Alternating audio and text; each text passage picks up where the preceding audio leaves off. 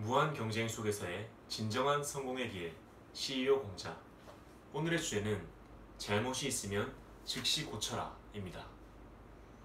논어하기 편에는 잘못이 있거든 고치기를 꺼리지 마라 고 하는 명언이 있다.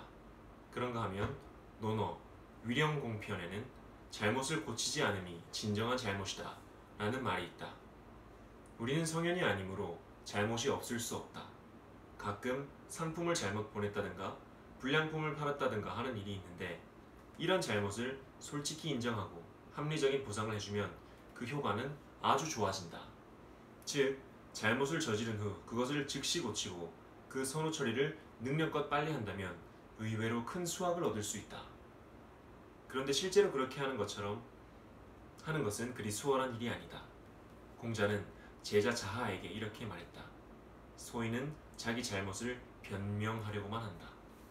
말하자면 소인은 잘못을 고치려는 것이 아니라 자기 잘못을 애써 감추거나 변명하거나 남에게 미룬다.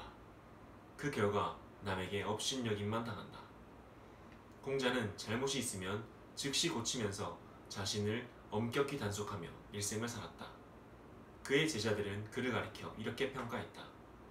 억측하는 일이 없고 장담하는 일이 없고 자기 의견만을 고집하는 일이 없고 자기 이익만을 내세우는 일이 없다. 억측과 고집, 장담과 이기, 이 네 가지는 본인 스스로 판단하기가 어려운 결점이며 또 시비곡직에 대한 사람들의 판단을 아주 쉽게 혼란시키는 결점이다. 사람들은 어떤 경우 타인으로부터 오해를 받아 그릇된 책망을 받게 될 때가 있는데 이때는 자기가 옳았는데 왜 이러느냐 면서 억울해하고 또 몸과 마음까지 다치게 된다.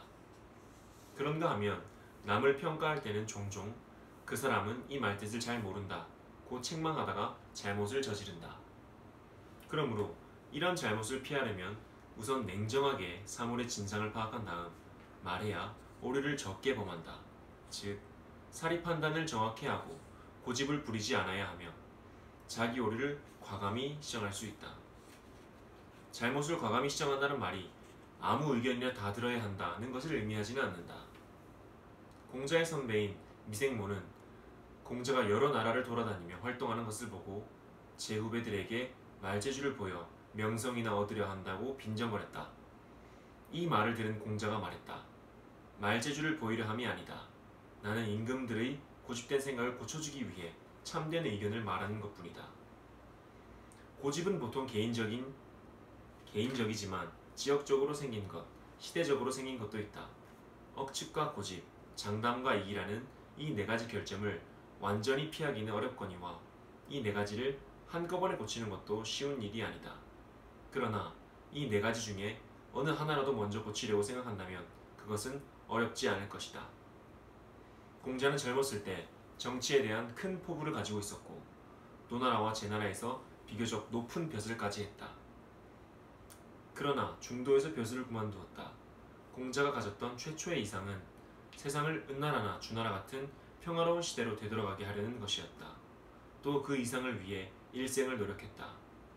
그러나 이미 지나간 그 시대를 다시 되찾을 수 없었다. 그의 노력은 사실상 거듭되는 실패로 매듭지어진 성인 군자와는 거리가 먼 부질없는 노력이었다. 하지만 공자식의 집요한 노력이었기에 실패에 실패를 거듭하면서 또 각국으로 망명을 다니면서도 그래서 그를 따르던 제자들이 기아에 쓰러지는 지경에 이르렀어도 계속되었다. 보다 못한 제자 자로가 성이 나서 공자에게 물었다. 군자도 공궁에 빠질 때가 있습니까? 그러자 공자는 이렇게 대답했다. 군자는 곤궁에도 자기가 할 바를 그냥 밀고 나가지만 소인은 공궁에 빠지면 의지가 꺾여 아무 일도 하지 않는다. 공자는 자신의 이상을 집요하게 추구했지만 잘못을 인정할 줄도 알았다. 그러므로 그는 제자들의 존경과 숭배를 받았다. 실패도 사람 나름으로 사람마다 각자 다른 실패 방식이 있다.